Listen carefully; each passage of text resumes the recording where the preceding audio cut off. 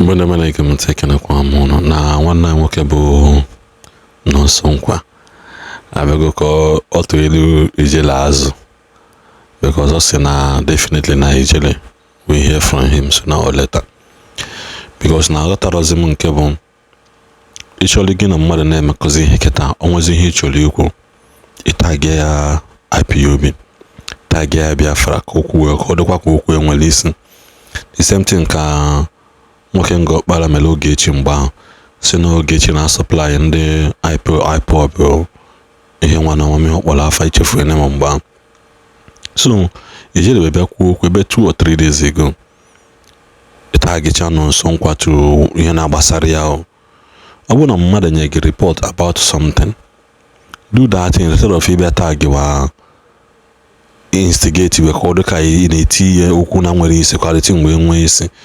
It's as good as not doing anything as well. So biko na ihe Nonsonkwa gwara Ijele n'ụbọchị nke taata ka ọ dịkwa.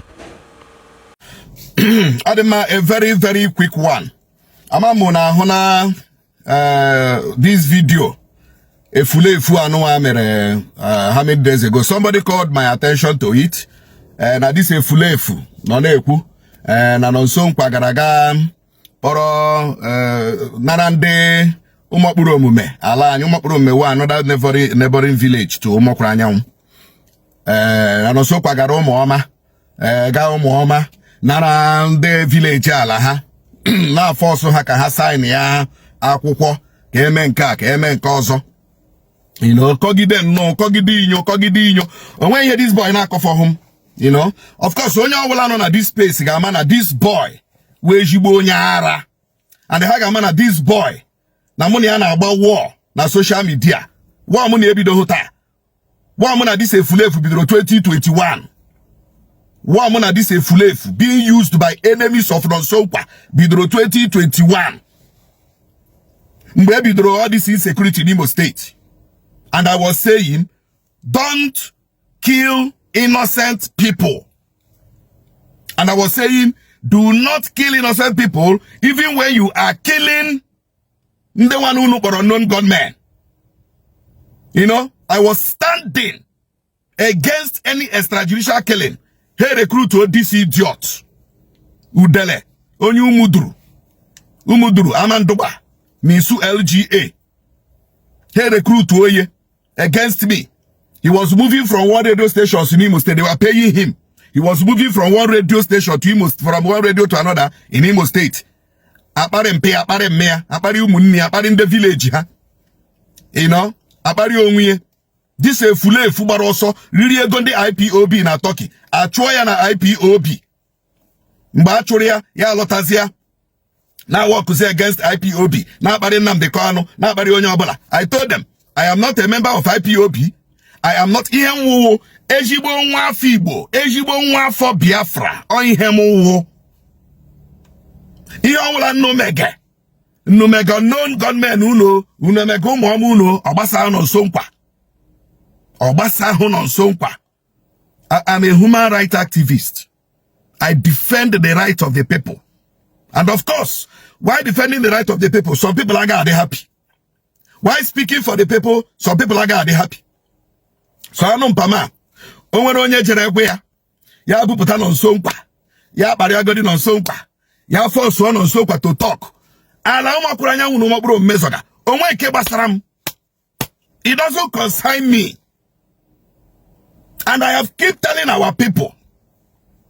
Unu na azola ala. Unu na azola ala. Ala ọbụla nọ na court. Unu eburu ya gawa Umuoma.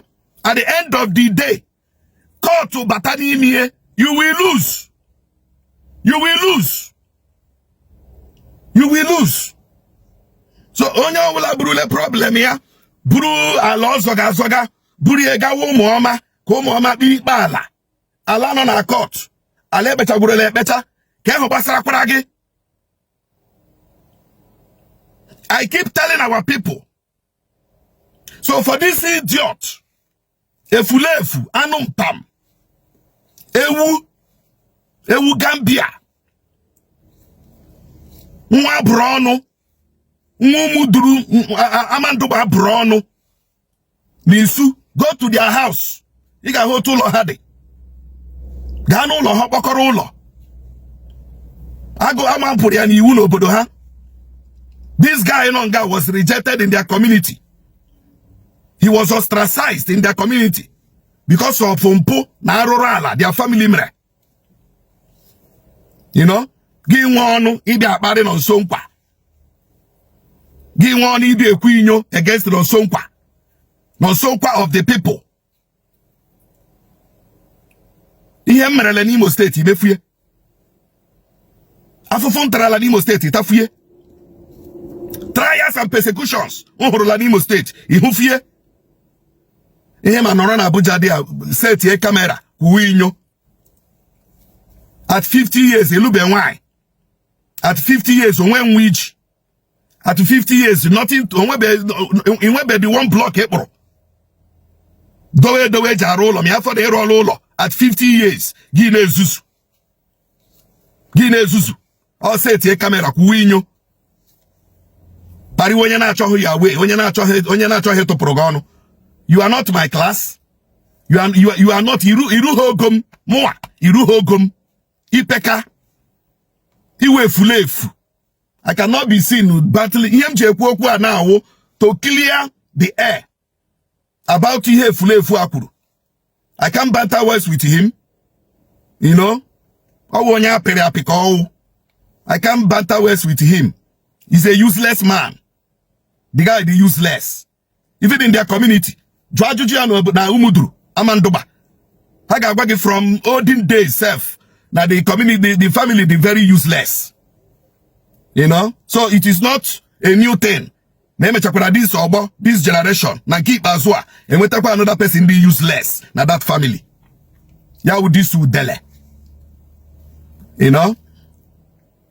So, ya when that story. When I will come for you. That story. When I will come for you, you will bring them. That story. When I will come for you, you will bring them. Aburu na bahuru uzo were mgba ọ gaghị echi.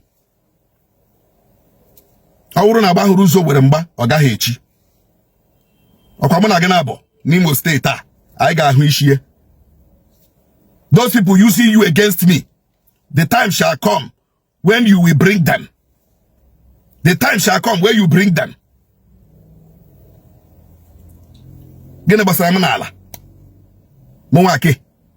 Mwake self na settle people, they make peaceful resolution for people. Na bro say mother gawa umuoma no na ebedi. Where is this umuoma self? You know? Yana kinyo. Anu ohia. Efulefu. Anu mpam. Useless man. Bia latano mudrun. Abro na ebara village gudu. Lotano bodun. Akwama progini iwu. Chopogi from the community. Ina lotano. Mbana. Iga lotano. You can't come back to umuduru amandoba now. Bia lotano. Ozu.